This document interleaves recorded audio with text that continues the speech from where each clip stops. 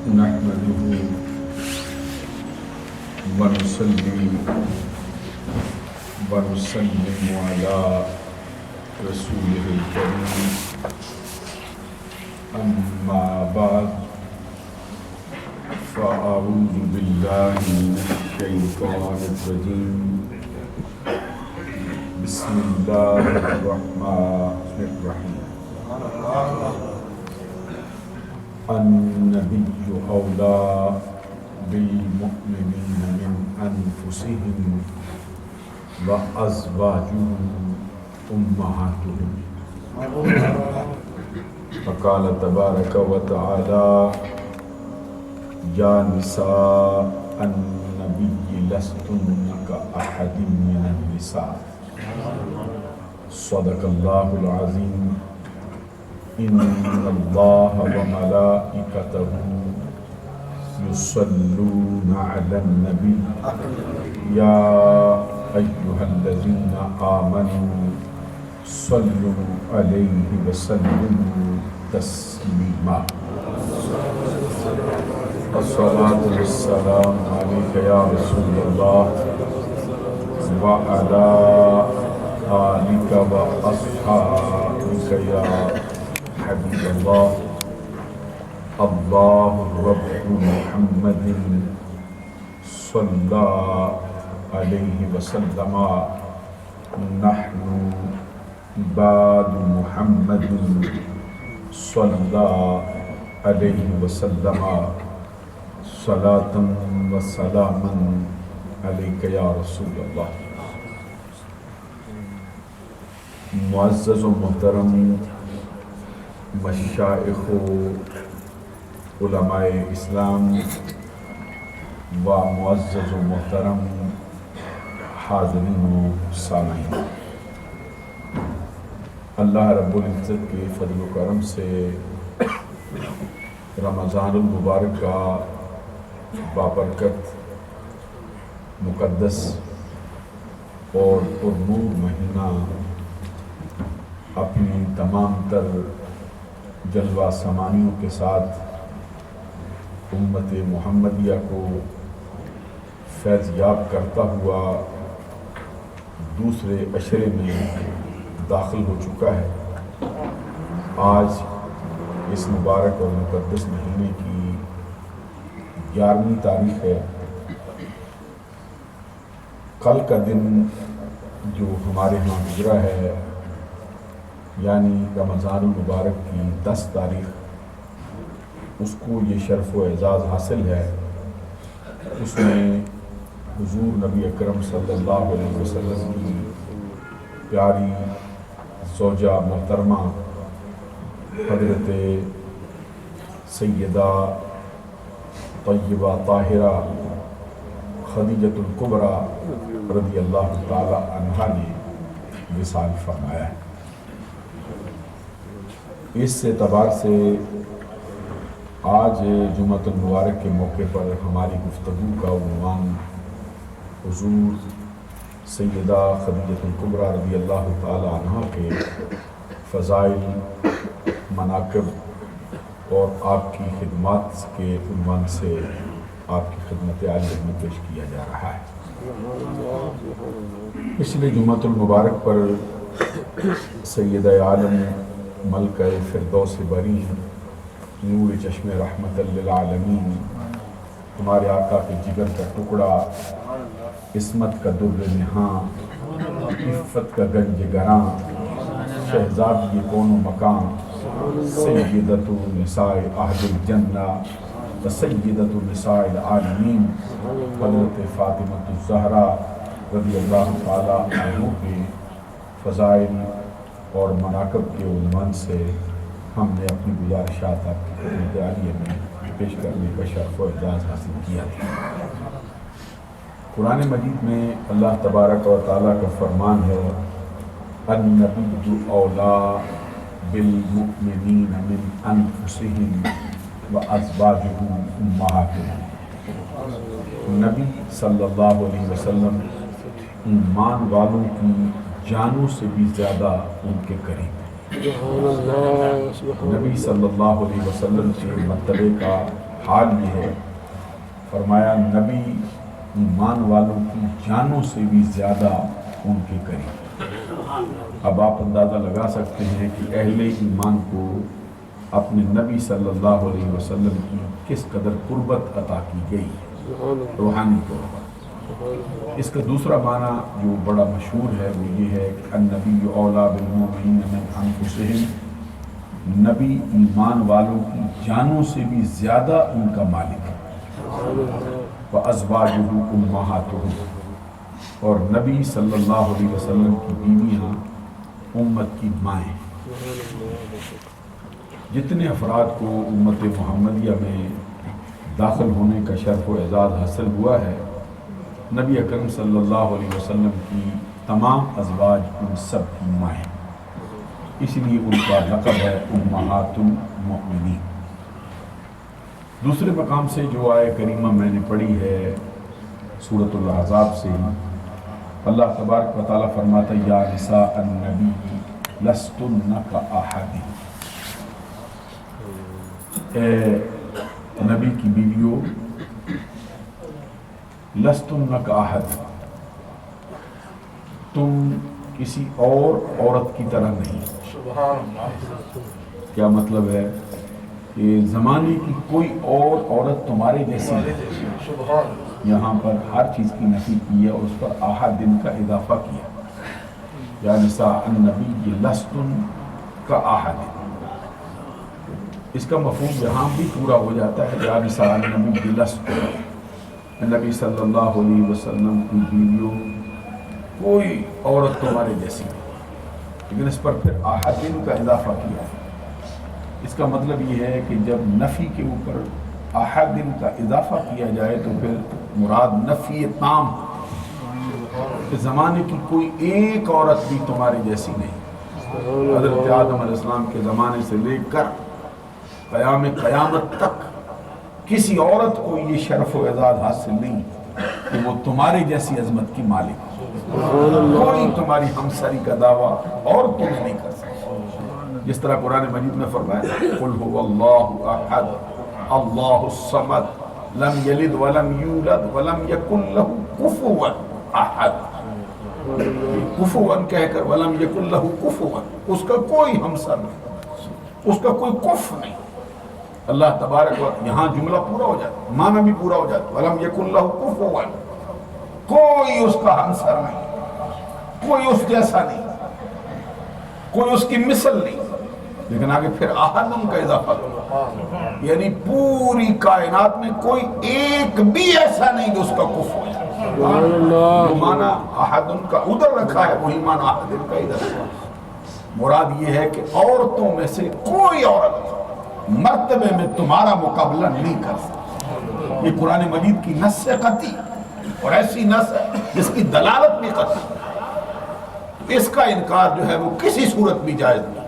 حضور نبی اکرم صلی اللہ علیہ وسلم کی تمام ازواج کو تمام نسل انسانی کی عورتوں پر فوقیت اور برتری اور فضیلت اور مرتبہ حاصل ہے۔ اور آپ کی ازواج میں سے آج جس کا تذکرہ ہمارے ہاں ہے وہ ام المومنین حضرت خدیجۃ الکبریٰ رضی اللہ تعالی عنہا ہے۔ ان کے مرتبے کا حال یہ ہے کہ اسلام لانے سے پہلے عرب کی سرزمین پر ان کو طاہرہ کے لقب سے یاد کیا جاتا ہے۔ بلند آواز سے ذرا سبحان اللہ۔ جن کو جاہلیت کے زمانے کے اندر طاہرہ کا لقب دیا عرب والوں، ان کی عظمت کا آپ اندازہ لگائیں۔ حضور نبی اکرم صلی اللہ علیہ وسلم کے نکاح میں اس وقت جلوہ فرما ہوئی جب نبی اکرم صلی اللہ علیہ وسلم کی اپنی عمر مبارک 25 برس اور حضرت خدیجۃ الکبریٰ رضی اللہ تعالی عنہ کی عمر مبارک 40 برس۔ آپ ذرا اندازہ لگا لیجیے کہ 25 سال کے کڑیل جوان عین شباب 40 سال کی خاتون سے نکاح فرما، اور نبی اکرم صلی اللہ علیہ وسلم کے نکاح میں آنے سے پہلے 2 خامدوں کے نکاح میں رہ چکے، ان سے اللہ تبارک و تعالی نے کثیر اولاد عطا فرمائی، لیکن نبی اکرم صلی اللہ علیہ وسلم نے کوئی عار محسوس نہیں کیا۔ معلوم ہوا کہ اہل اسلام کے ہاں کسی خاتون کا شادی کے بعد بیوہ ہو جانا یا اس کا مطلقہ ہو جانا نئے نکاح کے اندر کسی قسم کی معاملات کا معنی نہیں کہ کوئی اور خامد اس کو قبول نہ کرے.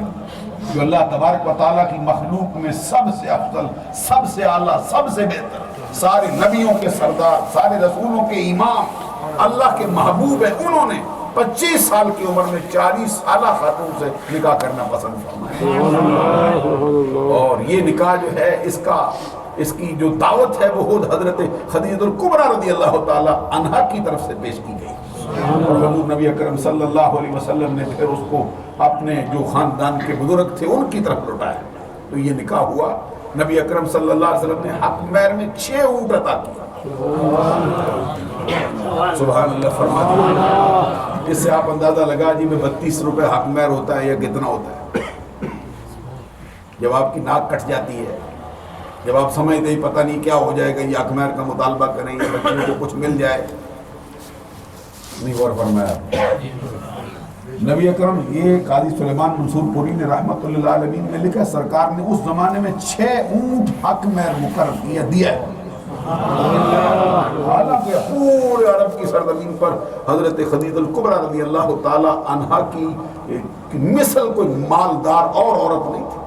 اللہ تبارک و تعالیٰ نے ان کو شرافت اور ان کی پاکیزگی اور ان کی نیک نامی اور ان کی جو مال و دولت ہے اور ان کا جو اچھا شعرہ ہے اس کے اندر بے مثال خاتون رکھی. اس وقت بھی 6 اونٹ حق مہر مقرر کیے. اس سے معلوم ہوا کہ حق مہر جو آپ دیتے ہیں 32 روپے یا دینے میں سب سے زیادہ جہاں پہ آپ کا دل ڈول جاتا ہے، ویسے آپ ہزاروں روپیہ، لاکھوں کروڑوں روپیہ ایسے اڑاتے عوام. آپ کی نظر کرنا چاہیں کر دیتے، کبھی آپ کو باک نہیں ہوا، کبھی آپ کے دل میں ذرا سی بات نہیں آئی، اللے تللو اڑاتے رہتے ہیں. حق مہر کی بات آئے تو پھر آپ کا دل کانپ جاتا ہے. لینے والوں کا تو کانپتا ہی ہے، تو دینے والوں کو اس سے زیادہ کانپتا ہے. لینے والے کانپتے جی پتہ نہیں کیا کہیں گے ہمارے معاشرے والے، جی بچی کے لیے حق مہر مانگا ہے. تو یہ حضرت فاروق اعظم رضی اللہ تعالی عنہ کے زمانے اقدس کے اندر یہ بہت سے افراد نے آپ کی خدمت میں عرض کیا تھا جب آپ خلیفہ تھے کہ عرب کی سرزمین پر عورتیں بڑا بڑا حق مہر مانگتی ہیں، تو اس پر کوئی پابندی لگ جائے تو کیا ہی اچھا ہے. حضرت فاروق اعظم رضی اللہ تعالی عنہ نے ان کا مشورہ قبول کیا، صحابہ کرام سے مشورہ کیا، پھر حق مہر کی ایک جو اس کا جو ایک انتہا ہے وہ مقرر فرما دیا، اتنی ہونی چاہیے. اور جب اعلان کرنے کے لیے ممبر پہ جلوہ فرما ہوئے کہا اتنا ہونا چاہیے، تو ایک بڑھیا پردے میں تشریف فرما کھڑی ہو، قرآن مجید کی آیت پڑھ کے کہا اللہ تعالیٰ دلواتا ہے تو منع کرتا ہے. حضرت فاروق اعظم رضی اللہ تعالیٰ عنہ نے ممبر چھوڑ دیا، فرمایا خطاب کا بیٹا عمر خطا کر گیا، یہ عورت سچ کر. اس لیے یہ ذرا بہت دھیان رکھنا چاہیے اس مسئلے پر. یہ اپنی بچیاں جب آپ نکاح میں دیتے ہیں، سب کی بچیاں اللہ تبارک و تعالی، یہ اس کو کہتے ہیں مل کے بغا ہے. الگ مضمون ہے میرا، چونکہ مضمون نہیں، ویسے میں درمیان میں جملہ معترضہ کے طور پہ عرض کرنے لگا ہوں، تو اس کو کوئی اپنا کسر شان نہیں سمجھنا چاہیے. یہ آپ کا حق ہے نہیں، اس بچی کا جو اپنا آپ خامد کے سپرد کر. وہ آپ کو معلوم ہے بعض اوقات ایسے حالات بھی ہو جاتے ہیں جس کا بندے کے ذہن میں تصور میں نہیں ہوتا.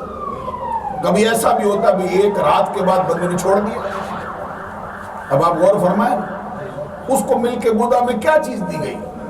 اس پر تو یہ جو آپ کا معاشرہ، ہندوستانی معاشرہ، پاکستانی معاشرہ، پنجاب کا معاشرہ، کشمیر کا معاشرہ، اس کے ہاں ایک مرتبہ عورت کے ساتھ نکاح کی جو ہے وہ دم لگ گئی، پھر اس کو پہلے کی طرح سمجھا ہی نہیں جاتا.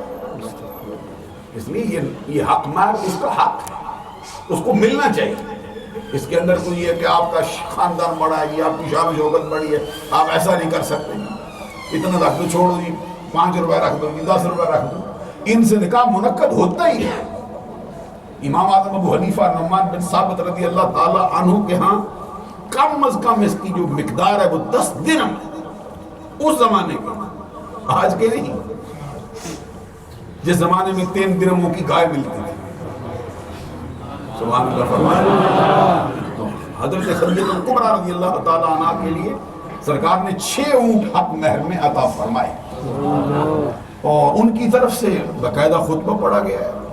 اسد بن عمر ان کی چچا جان تھے. حضرت خدیجہ الکبریٰ رضی اللہ تعالی عنہا خاندان قریش کی خاتون ہے. اور لوئی بن کعب پہ جا کے ان کا جو نسب ہے وہ سرکار سے ملا. ان کے والد کا نام خویلد سرزمین عرب کے بہت بڑے تاجر، بہت بڑے یہ معزز شخص تھے جن کی عظمت کا لوہا پورے عرب میں مانا جاتا. ان کی والدہ محترمہ کا اسم گرامی فاطمہ ہے. حضرت خدیجہ الکبریٰ کو یہ شرف و اعزاز دیکھو، ماں بھی فاطمہ ہے، بیٹی بھی فاطمہ ہے. خدیجہ الکبریٰ رضی اللہ تعالیٰ عنہ. اور نبی اکرم صلی اللہ علیہ وسلم کی بارگاہ اقدس میں حضرت خدیجہ الکبریٰ رضی اللہ تعالیٰ عنہا کے بارے میں ام المومنین حضرت عائشہ صدیقہ نے کہا. آپ کو معلوم ہے حضرت عائشہ صدیقہ سے سرکار کے پیار کا حال کیا تھا، اور ان کے ساتھ جو اللہ تبارک و تعالیٰ نے سرکار کو مرتبہ دی ہے کہ حضرت عائشہ صدیقہ کے بستر میں وہی اترتی تھی. یہ حال تھا ان کی پاکیزگی کا، ان کی عظمت کا. وہ فرماتی ہیں بعض اوقات ایسا بھی ہوتا تھا کہ میں ہڈی کو چوستی تھی جس مقام پر میں اپنے ہونٹ رکھ کے چوستی تھی، میرے آقا میرے سر کے تاج محمد عربی بھی اسی مقام پر اپنے ہونٹ رکھ کر اس کو چوس لیا. حضرت عائشہ صدیقہ رضی اللہ تعالیٰ عنہ واحد خاتون ہیں جو سرکار کے نکاح میں کمواری آئی. باقی تمام ازواج جو ہیں یا بیوہ ہے یا مطلقہ ہے نبی اکرم صلی اللہ علیہ وسلم کے نکاح میں آئی. خدیجہ الکبریٰ رضی اللہ تعالیٰ عنہ کے بارے میں وہ کہتی ہیں کہ ما خرت علی احد من ازواج النبی رضی اللہ تعالیٰ عنہ. کہتے مجھے نبی اکرم صلی اللہ علیہ وسلم کی ازواج میں سے کسی ایک عورت پر بھی کبھی رشک نہیں آیا، غیرت اس طرح کی پیدا نہیں ہوئی. ما غرت علی خدیجہ، جتنی حضرت خدیجہ الکبریٰ رضی اللہ تعالیٰ عنہا کی ذات پر مجھے رشک آتا تھا، غیرت آتی تھی. کیونکہ نبی اکرم صلی اللہ علیہ وسلم اکثر ان کا ذکر کرتے تھے اٹھتے بیٹھتے، حالانکہ ان کا انتقال ہو چکا. 24 برس تک سرکار کے نکاح میں رہی ہے. سرکار کی زوجیت میں ہی ان کا انتقال. 24 جب تک وہ رہی ہیں سرکار نے کسی اور عورت کے ساتھ شادی نہیں فرمائی. اور اللہ تبارک و تعالیٰ نے ان کو جو اولاد سرکار کو عطا فرمائی وہ بھی خدیجہ الکبریٰ کے بطن سے ہی عطا فرمائی، سوائے حضرت ماریہ قبطیہ رضی اللہ تعالیٰ عنہ. ایک بیٹے حضرت ابراہیم جو نبی اکرم صلی اللہ علیہ وسلم کے سب سے چھوٹے بیٹے رضی اللہ تعالیٰ عنہ، وہ حضرت ماریہ قبطیہ کے بطن اطہر سے پیدا ہوئے.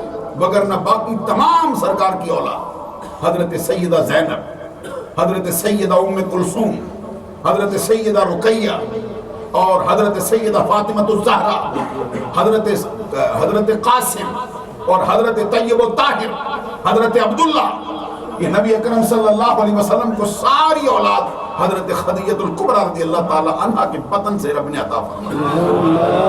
حضرت عائشہ صدیقہ فرماتی اکثر سرکار خدیجہ کا ذکر کرتے، اٹھتے بیٹھتے، یہاں تک کہ کبھی بکری لاتے، خود اپنے ہاتھ سے ذبح کرتے، خود اپنے ہاتھ سے اس کا گوشت بناتے، اور پھر وہ گوشت خدیجہ الکبریٰ کی سہیلیوں میں بھیج دیتے. وہ کہتی میں ایک دن رہ نہ سکی، میں نے کہا قال لم تکن لو فی الدنیا امرأۃ الا خدیجہ.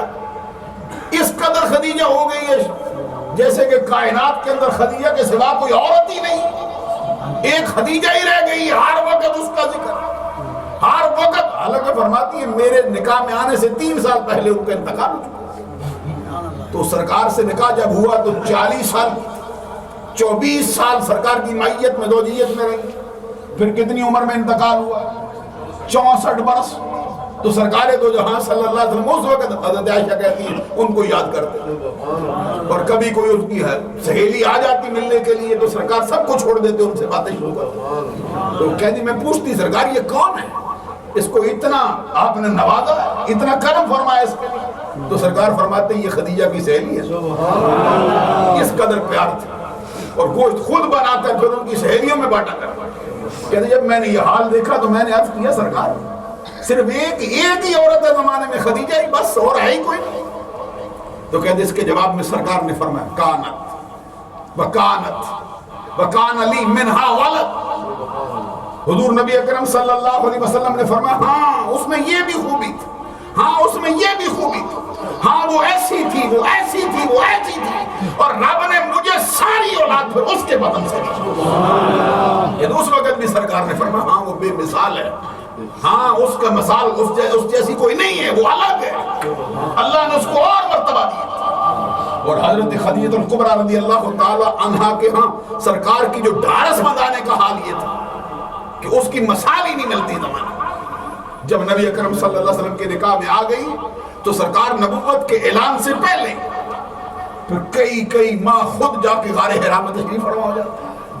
خدیجہ الکبریٰ نے کبھی شکوہ سرکار کی بارگاہ میں کی؟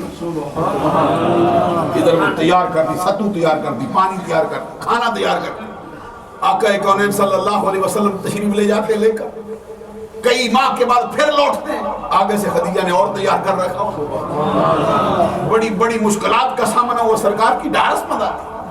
آقا کونین صلی اللہ علیہ وسلم کی جو ابتدائی زمانے میں نبوت کے اعلان کے فوراً بعد جن مشکلات کا سامنا ہوا اس میں بھی سرکار کی ڈھارس مند آتی۔ یہاں تک کہ حدیث میں آیا ہے جب نبی اکرم صلی اللہ علیہ وسلم پر پہلی وحی نازل ہوئی، اقرأ بسم ربک الذی خلق، خلق الانسان من علق، اقرأ وربک الاکرم الذی علم بالقلم، علم الانسان ما لم یعلم۔ یہ آیات ہیں جو سب سے پہلی وحی ہوتی ہے۔ یہ آغاز و اقرأ پڑھیے، تو آپ سے بھی گزارش ہے پڑھیے، اب جہالت کو پسند کرنے لگے۔ ذرا غور فرمائیے نا، جس امت کے لیے پہلی وحی اقرأ پڑھو وہ امت جہالت کو پسند کرے، وہ امت جاہل رہنے کو کوئی اور اونچا مرتبہ سمجھ بیٹھے، جس کے لیے سرکار نے فرمایا طالب العلم فریضۃ علی کل مسلم و مسلمہ، امت مسلمان کے ہر فرد پر، مرد پر، عورت پر علم کا حاصل کرنا فرض قرار دیا، جس کے لیے علم کو فرض قرار دیا گیا وہ جاہل رہنا پسند کرتا، اور پڑھے بھی تو پھر اور چیزیں پڑھتی ہے، اسلام نہیں۔ ذرا غور فرمائیے یہ کیسا دورہ ہے، کیسی جہالت ہے، کس قدر ہمارا جو ہے رخ ہو گیا۔ حضور نبی اکرم صلی اللہ علیہ وسلم پہلی وحی پر اب آپ پر جو بوجھ ڈالا گیا، ذرا اندازہ لگا اتنی بڑی امت کا بوجھ سرکار پہ ڈال دیا۔ ذرا غور کرو، جس کو احساس ذمہ داری اس پر حال کیا ہوتا ہے پہلے دن، ایک دو نا ویسے کسی کو بادشاہ بنا دو، سمجھتے جی میرا بڑا معاملہ ہو گیا، باجے بجنے لگ گئے، گیت گئے، میں نصاب ہو گئے، تاکہ لوٹیں گے بندوق، تاکہ قوم کا ستیہ ناش کریں گے، تاکہ قوم کے ساتھ جو ہے وہ کھلواڑ کریں گے، قوم کی املاک، قوم کی عزت، قوم کی ناموس سے کھیلیں گے، باجے بج رہے ہیں، سارے شریک ہوتے ہیں۔ ایک وہ ہے جس کو احساس ذمہ داری ہو، پوچھو نا فاروق اعظم رضی اللہ تعالیٰ عنہ، اس لیے کہتے اگر دریائے دجلہ کے کنارے بکری کا بچہ بھوکا مرے عمر سے پوچھا جائے گا، جس کو یہ احساس ذمہ داری ہو اس کے لیے کوئی آسان شعبہ۔ حضرت عمر بن عبدالعزیز کو جب خلیفہ چنا گیا تو بڑے بڑے بال رکھے تھے آپ نے، موتی اس میں ٹانکتے تھے بالوں میں، بڑا خوبصورت گھوڑا رکھا تھا آپ نے اور بڑی پوشاک پہنتے۔ اسی دن فرمایا ذرا حجام کو بلا لاؤ، میرے بال اتار دے، ختم کر۔ اسی دن اس طرح پروا کے فرمایا میرے پاس فرصت اب نہیں رہی بالوں کو سنبھالنے، اس قدر بھی فرصت نہیں میں کنگھی کر سکتا۔ فرمایا گھوڑا بھی لے جاؤ، اس کو رکھنے کے لیے بڑا کام کرنا پڑا، خچر لے آؤ، اور یہ جو زرق برق لباس ہے یہ بھی لے جاؤ، کوئی اور لے آؤ میرے لیے، کیونکہ اب مجھ پر وہ بوجھ ڈالا گیا ہے جس کو میں اٹھاتے اٹھاتے شاید میرے بس میں نہ رہے۔ تو اب ان کے لیے تو کچھ عرصے کے لیے تھوڑا تھوڑا بوجھ ہے، اور کچھ جد وقتی ہے، کل وقتی ہے بھی نہیں۔ تو جس محمد عربی پر پوری مخلوق کا بوجھ ڈال دیا گیا ہو، ان کی سازش ذمہ داری کا پوری مخلوق ان کے ذمہ لگا دی گئی۔ آپ ہیں کشتی میں بیٹھے ہوں، آپ کو کیا فکر ہے؟ آپ کو تو کوئی فکر نہیں، کشتی میں بیٹھے ہوئے ہیں۔ وہ نا خدا جو کشتی بان ہے وہ چلا رہا ہے، اس سے پوچھو نا جو کشتی چلا رہا ہے، اس پر بوجھ ہے پوری۔ اب بس میں بیٹھے آرام سے، ایک ڈرائیور آگے بیٹھا ہوا، وہ پوری بس کا ذمہ دار ہوگا، اس کا دل ڈول رہا ہے بھئی اتنے قیمتی بندے بٹھا کے لے کے جا رہا ہوں۔ اس کی مثال ادھر کوئی نہیں دے رہا، میں نہ تشبیہ دے رہا ہوں، لیکن صرف یہ بات سمجھانے کے لیے عرض کر رہا ہوں۔ تو ان کی مرتبے کا حال کیا، جن کے ذمے پوری امت لگا دی گئی ہے، یہ آپ کے لیے حوالے کرتا ہوں۔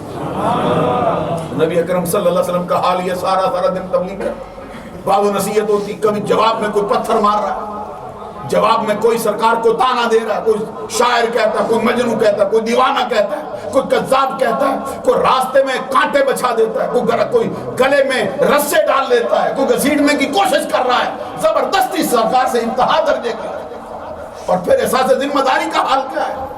دن کو ایسے ہوتا ہے، رات بیتی ہے اللہ کی بارگاہ میں کھڑے ہو، ساری رات نفل ادا، ساری رات نماز میں کھڑے ہوتے، یہاں تک حدیث میں فرمایا گیا حتی تورمت قدمہ اوساق، اس قدر عبادت میں سرکار کا جو ہے وہ مبالغہ ہوتا تھا کہ سرکار کے قدم مبارک وہ تورم ہو جاتا، اس میں ورم آ جاتا، پنڈلیاں سوج کے ادھر آ جاتا، اتنی دیر کھڑے رہتے۔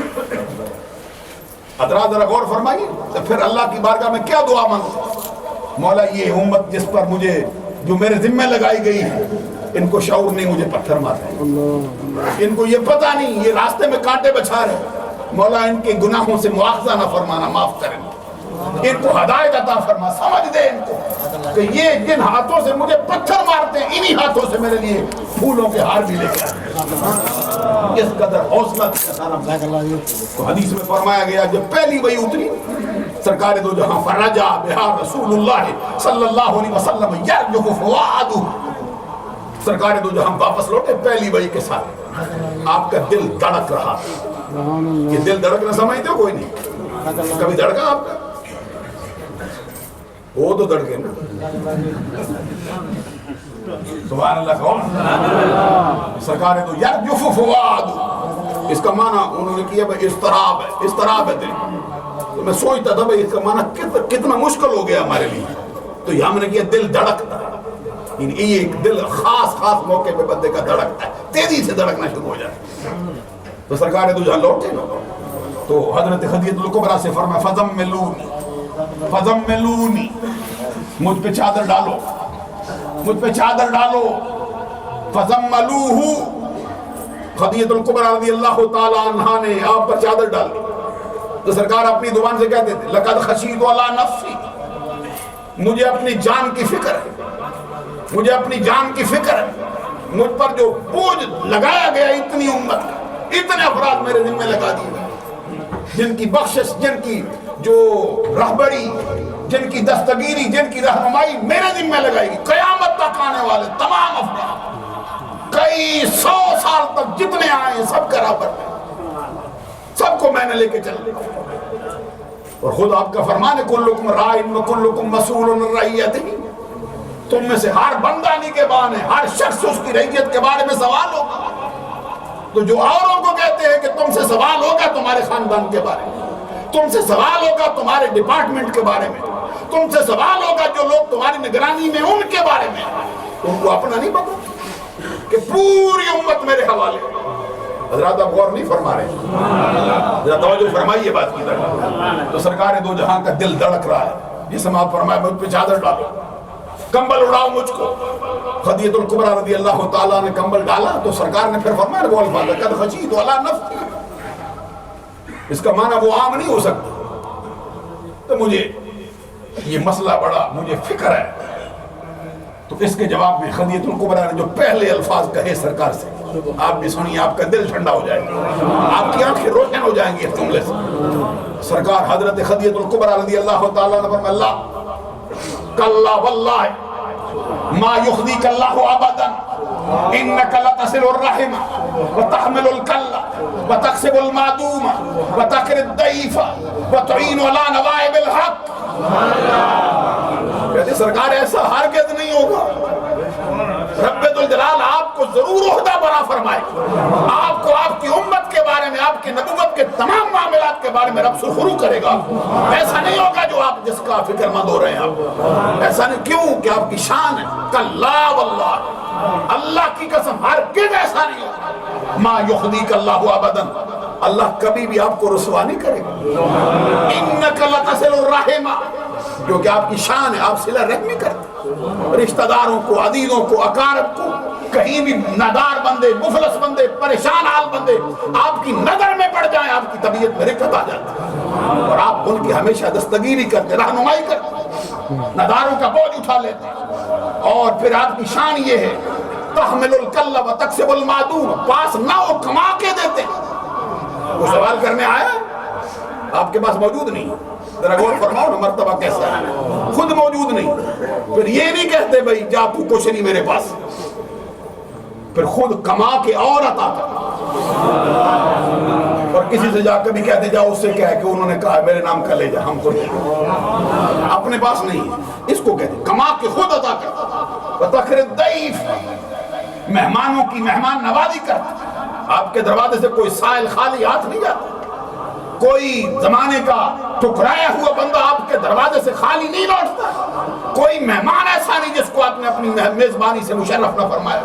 وَتُعِينُ عَلَى نَوَائِبِ الْحَقِّ، اور آپ ہمیشہ حق کی اٹھنے والی آواز کے ساتھی ہوتے ہیں، اس کے معاون ہوتے ہیں، اس کے مددگار ہوتے ہیں، ہمیشہ سچ بولتے ہیں. جس کے اندر یہ خوبیاں پائی جائیں اللہ اس کو رسوا نہیں کرے گا. اسی دن پر خدیجہ الکبریٰ رضی اللہ تعالیٰ عنہ نے سرکار سے عرض کی ادھر چلیے نا میرے ساتھ. کہاں؟ حضرت ورقہ بن نوفل کے پاس. یہ سرکار کی اپنی مرضی نہیں، یہ حضرت خدیجہ الکبریٰ کی چاہت تھی ذرا چلو نا. ورقہ بن نوفل حضرت خدیجہ الکبریٰ رضی اللہ تعالیٰ عنہ کے چچا داد بھائی تھے. تو وہ کہتے تنصر فی الجاہلیہ، انہوں نے جاہلیت کے زمانے کے اندر عیسائی مذہب قبول کر لیا اور آنکھوں زندے ہو گئے تھے. انجیل کو اور دیگر کتابوں کو، آسمانی کتابوں کے بران دیبان میں پہلے لکھتے رہتے. اب زمانے سے تعلق موڑ لیا تھا اس شخص نے. تو حضرت خدیجہ الکبریٰ لے گئی سرکار کہ یبنا عم من اسمع من ابن اخیکا، ہے میرے چچا داد بھائی ذرا اپنے بھتیجے کی بات سن. یعنی سرکار عمر میں یا سرکار رشتے میں کوئی اس طرح کے بھتیجے لگتے ہو. تو اس نے کہا ماذا تھا، اے میرے بھتیجے ذرا بتا نا تو نے کیا دیکھا ہے. تو نبی اکرم صلی اللہ علیہ وسلم نے ساری بات بتائی نا. ایسے فرشتہ ہے، ایسے اس نے مجھے قائب کرا. پھر میں نے کہا ما انا بقارئ، یہ بڑی پر لطف بات ہے، سنائیں گے کسی وقت. جبرائیل کہتے ہیں سرکار پڑھیے، فرما دیں میں پڑھنے والا نہیں ہوں. بندوں نے ترجمہ کر لیا میں پڑھا ہوا نہیں.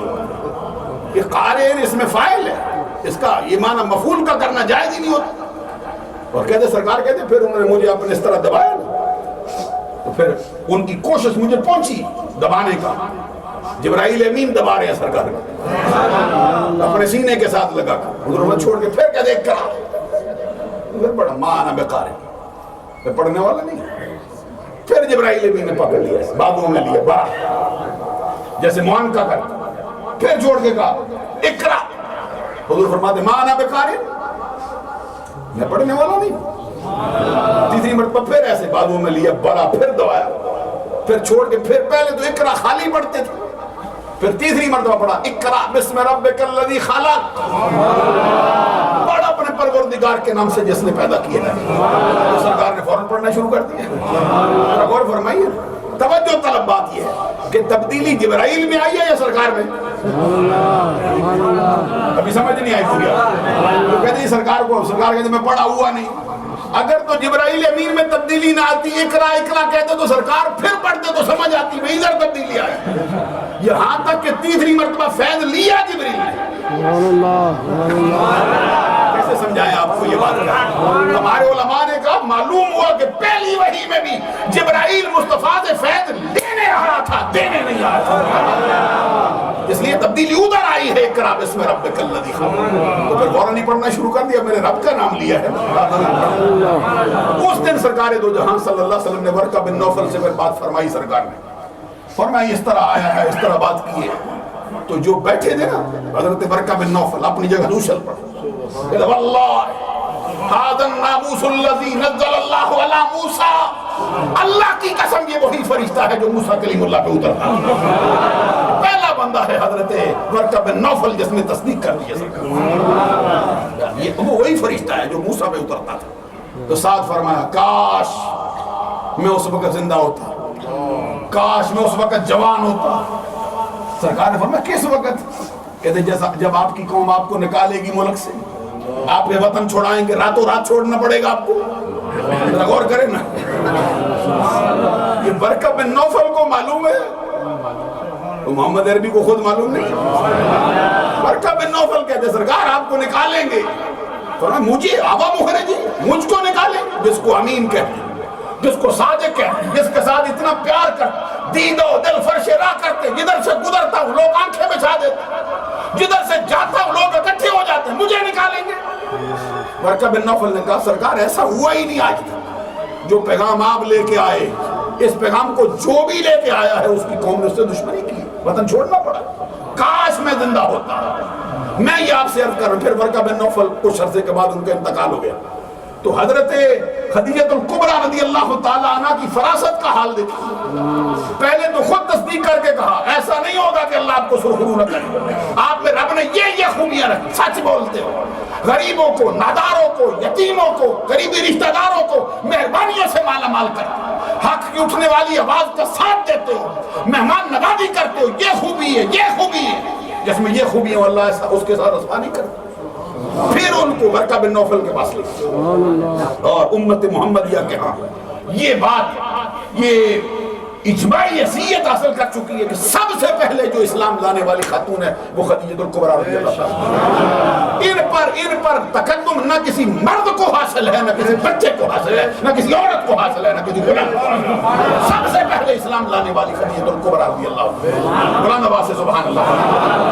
خدیجہ الکبریٰ رضی اللہ عنہا اور سرکار دو جہان صلی اللہ علیہ وسلم نے خود فرمایا خیر نسائہا مریم بنت عمران وخیر نسائہا خدیجہ بنت خویلد۔ آقا کونین صلی اللہ علیہ وسلم دو عورتیں ہیں زمانے کے اندر جو بہترین عورتیں، بہتر ہے سب عورتوں میں سے۔ پوچھا کون؟